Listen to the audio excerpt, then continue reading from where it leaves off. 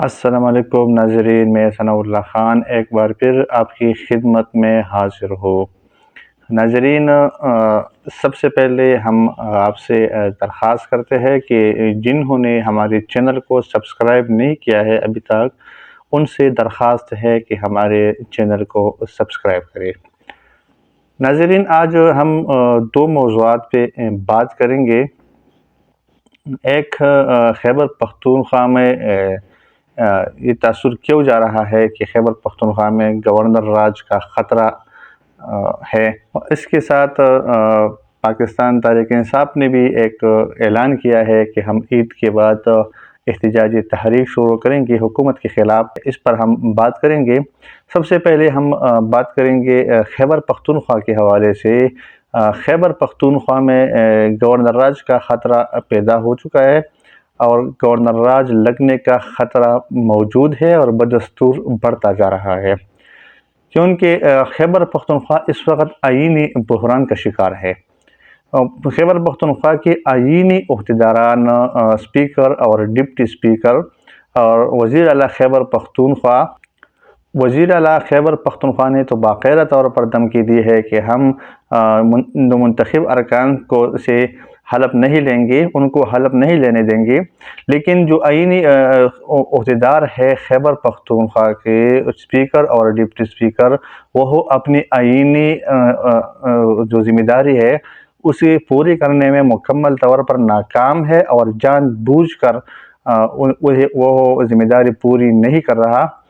واضح طور پر اس کے اثرات سنگین ہے، اور اگر ایک صوبے میں حکومت آئینی تقاضوں کو پورا نہیں کرتا، ایک اسمبلی ملکی آئین کو نہیں مانتا، ملکی آئین کو توڑنا چاہتا ہے اور آئین سے انحراف کرتا ہے، تو یقینی طور پر پھر وہاں پر مسائل پیدا ہوتے ہیں اور گورنر راج لگنے کا خطرہ بڑھ جاتا ہے۔ اور ذمہ داری بھی ہے کہ جہاں پر حکومت پاکستان کی آئین کو نہیں مانتا، وہاں پر پھر لازم ہے کہ وہاں پر گورنر راج لگایا جائے۔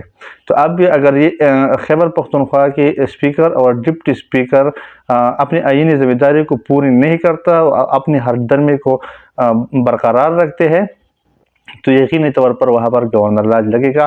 جب گورنر راج لگے گا تو ایک نیا ایشو سامنے آ جائے گا اور پھر ملک میں افراتفری میں اضافہ ہو جائے گا، اور پی ٹی آئی والے پھر اس میدان میں نکلیں گے اور پھر احتجاج مظاہرے شروع ہوں گے، ایک نیا محاذ کھل جائے گا۔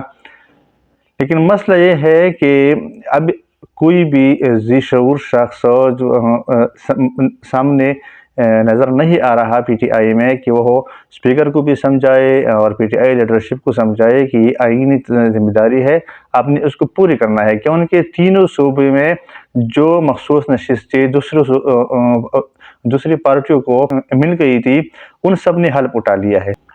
قومی اسمبلی میں بھی تمام ارکان نے حلف اٹھا لیا ہے، تو لہٰذا خیبر پختونخوا میں حلف نہ اٹھانے کی کوئی وجہ جو ہے نا وہ باقی نہیں رہتی۔ ان کو چاہیے کہ وہ ارکان سے حلف لے لے۔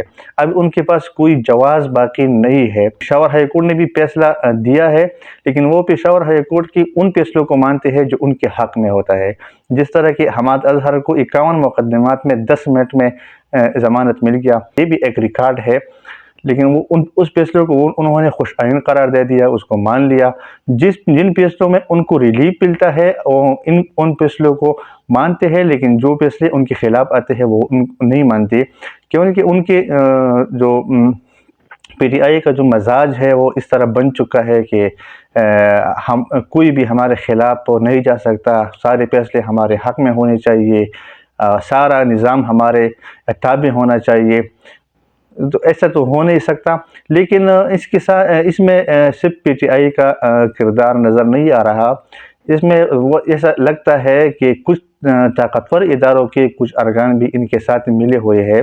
ہم نے دیکھا ہے کہ کس طریقے سے خیبر پختونخوا کے الیکشن میں نتائج میں تبدیلی کی گئی ہے، اس طرح لوگوں سے پیسے وصول کر کے لوگوں کو جتوایا گیا ہے۔ اور اب کل خبر سامنے آیا ہے کہ خیبر پختونخوا کی کابینہ کا اجلاس کور کمانڈر ہاؤس میں ہوا ہے، تو اس سے کچھ نہ کچھ بات واضح نظر آ رہی ہے۔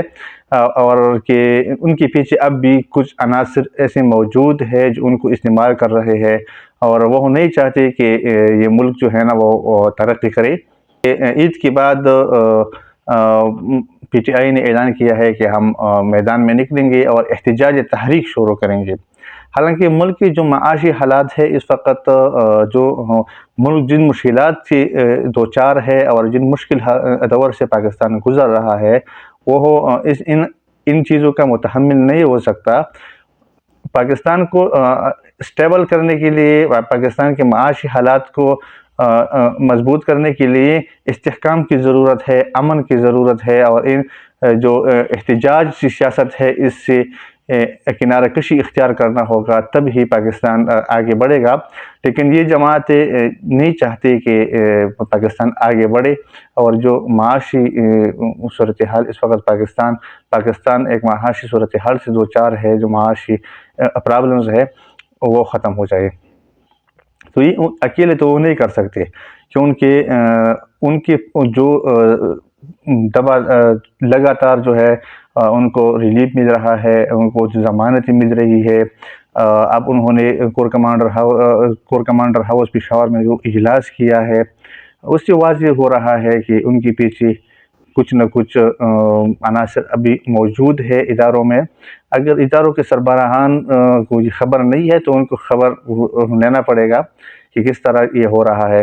یہ جو صورتحال بنا ہے، اس پر جو بات ہو رہی ہے، یہ کوئی بیمانی اس لیے نہیں ہے کہ اگر ہم اس پر دیکھیں اور اس پر غور کریں تو یہ سامنے آ جاتی ہے کہ پاکستان مسلم لیگ نون کے ساتھ جو ہوا ہے وہ بالکل واضح ہے کہ مانسہرہ میں میاں محمد نواز شریف جو الیکشن لڑ رہے تھے قومی اسمبلی سے، اس کے نیچے جتنے بھی صوبائی سیٹ تھی وہ سب مسلم لیگ نون جیت گئی، لیکن قومی اسمبلی کا سیٹ وہ ہار گئے۔ اس میں وہ بھی الزام لگا رہے ہیں، اور جو تجزیہ کار ہے وہ بھی کہہ رہے ہیں کہ وہاں پر دھاندلی ہوئی ہے۔ اور پھر نواز شریف کی جو قریبی ساتھی تھے ان سب کو جو ہے نا اسمبلی سے باہر کر دیا گیا۔ خواجہ سعد رفیق ہے، جاوید لطیف صاحب، اور اس طرح رانا ثناء اللہ صاحب، جتنے بھی ہے جو نواز شریف کے قریبی سمجھے جا رہے تھے، ان سب کو آؤٹ کر دیا گیا، صرف اس لیے کہ نواز شریف جو ہے نا وہ وزیر اعظم نہ بنے۔ اور پھر مسلم لیگ نون وفاق کی حکومت تھا، مسلم لیگ نون وہ نہیں لینا چاہ رہے تھے، وہ سمجھتے تھے کہ ہمیں حکومت نہیں لینا چاہیے کیونکہ ہمارے پاس اکثریت نہیں ہے، پھر مشکلات ہوں گی، بلیک میلنگ ہوگی۔ لیکن انہوں نے دھمکی دی کہ اگر آپ وفاقی حکومت نہیں لیں گے تو ہم پنجاب کا حکومت بھی آپ کو نہیں لینے دیں گے، کیونکہ ان کا مسئلہ یہ ہے کہ وہ کمزور حکومت چاہتے ہیں، پھر ان کو پریشرائز رکھنا چاہتے ہیں کہ اس حکومت پر پریشر رہے۔ اس کے لیے ڈرنوں کا انتظام، اس کے لیے احتجاج کا انتظام، یہ سب کچھ وہاں سے ہوتا ہے۔ اور اب مسلم لیگ نون کو پریشر میں رکھنے کے لیے ایک تحریک شروع ہوگا، ان کو جو ہے نا سپورٹ ملے گا۔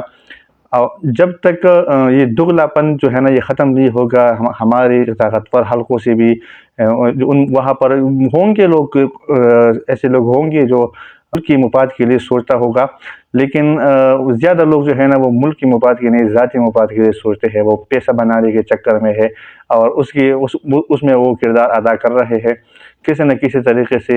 وہ حکومت کو بھی کمزور کرنا چاہتے ہیں، حکومت کمزور ہوگا تو ملک بھی کمزور ہوگا، ملک کو بھی کمزور کرنا چاہتے ہیں، کیونکہ جب حکومت کمزور ہوگا تو آپ کے ساتھ معاہدے کون کرے گا، آپ کے ساتھ جو ہے نا کون معاملات آگے بڑھائے گا۔ فی الحال کے لیے اتنا ہی، اگلے ولاگ میں پھر ملیں گے۔ ثناء اللہ خان کو اجازت دیجیے، اللہ حافظ۔